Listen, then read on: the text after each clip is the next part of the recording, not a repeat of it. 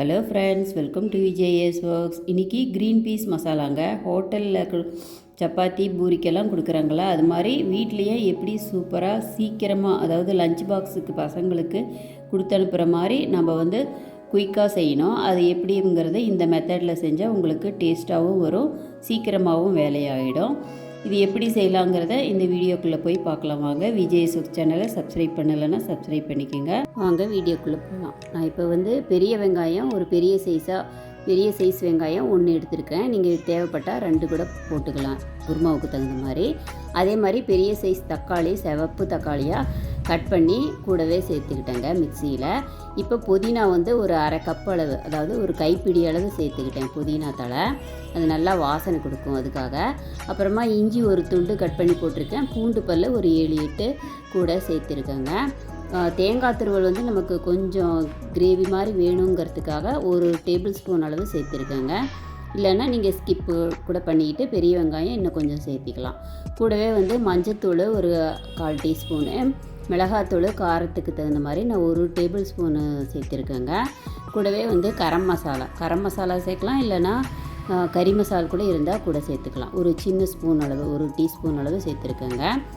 இப்போ கூடவே முந்திரி பருப்பு கொஞ்சம் சேர்த்துருக்கேங்க. ஒரு 4-5 முந்திரி பருப்பு உடச்சி போட்டு கூட சேர்த்துருக்கேன். இது நல்லா டேஸ்ட்டு கொடுக்கும், அதுக்காக தான். இதை நைஸ் பேஸ்ட்டாக பாருங்கள், இது மாதிரி அரைச்சி எடுத்துட்டேன்.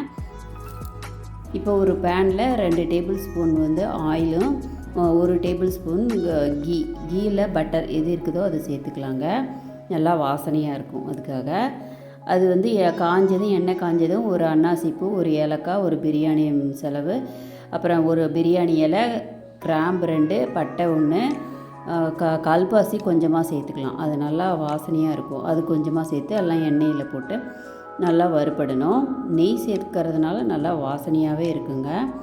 ஒரு தடவை கண்டிப்பாக ட்ரை பண்ணி பாருங்கள். அது நல்லா செவக்க வறுத்ததும் பாருங்கள், இந்த அரைச்ச மசாலாவை அப்படியே கிட்டி விடுதா அப்படியே சேர்த்து ஒரு 3 நிமிஷம் அப்படியே வதக்கலாம். அடுப்பை சிம்மில் வச்சு அதை வதக்கலாம். அதாவது கொஞ்சம் முதல்ல மசாலாவை தண்ணி அதிகமாக சேர்க்காம நம்ம வறுத்து எடுத்துக்கிட்டால் நல்லா இருக்கும் கொஞ்சமாக.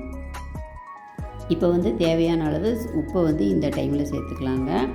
சேர்த்து கொஞ்சம் அந்த மிக்ஸி அலசி ஊற்றின தண்ணி ஒரு அரை கப் அளவு ஊற்றிட்டு இப்போ நல்லா கிளறி விடலாம். இப்போ நம்ம பச்சை பட்டாணி சேர்த்துக்கணும். பச்சை பட்டாணி நான் உரித்த பட்டாணி தான் எடுத்திருக்கேன். நீங்கள் ஊற வைக்கிற பட்டாணினா அது தனியாக நீங்கள் மொதல் நாளே ஊற வச்சு ஒரு 2 விசில் விட்டு தனியாக குக்கரில் எடுத்து வச்சுக்கோங்க. இது நான் க்ரீன் பீஸு பச்சை பட்டாணி தான் எடுத்திருக்கிறேன். அதுலேயும் செய்யலாம், இதுலேயும் செய்யலாம். நான் உரிச்ச பட்டாணி 1 கப் அளவு எடுத்து இப்போ இந்த டைமில் கூட சேர்த்து நம்ம கிளறி விட்டுக்கலாம். பச்சை பட்டாணினா சீக்கிரமாக வெந்துடும். நம்ம ஊற வச்ச பட்டாணினா அது தனியாக குக்கரில் நம்ம ஒரு 2 விசில் 3 விசில் தனியாக நம்ம வேக வச்சு எடுத்துக்கணுங்க. ரெண்டுமே நல்லா தான் இருக்கும். இப்போ கொஞ்சமாக நமக்கு, அதாவது ஒரு அரை ஸ்பூனு நமக்கு எந்த அளவு கிரேவி வேணுமோ அதுக்காக ஒரு அரை டம்ளர் தண்ணி ஊற்றிருக்கேன்.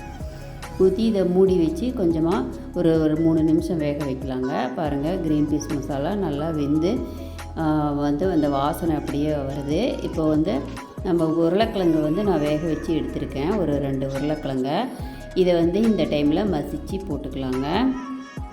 உருளைக்கிழங்கு சேர்க்கறதுனால பசங்களுக்கு ரொம்ப டேஸ்ட்டாக சப்பாத்திக்கு பிடிக்கும். அதுக்காக உருளைக்கிழங்கு ஒரு 2 கிழங்கு பாயில் பண்ணி தோல் உரித்து இந்த மாதிரி கெட்டியாக சேர்த்துக்கலாம். இப்போ கடைசியாக கொத்தமல்லி தழை கொஞ்சமாக தூவிக்கலாங்க. உங்கள்கிட்ட கஸ்தூரி மேத்தி இருந்தால் அதையும் க்ரஷ் பண்ணி ஒரு டேபிள் ஸ்பூன் அளவு சேர்த்துக்குங்க.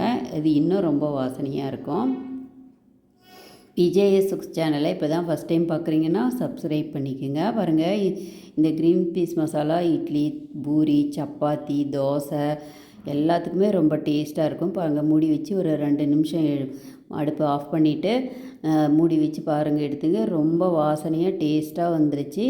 விஜேஎஸ் சுக்ஸ் சேனலை சப்ஸ்கிரைப் பண்ணுங்கள், லைக் பண்ணுங்கள், ஷேர் பண்ணுங்கள், எனக்கு கமெண்ட் சொல்லுங்கள். தேங்க்ஸ் ஃபார் வாட்சிங்.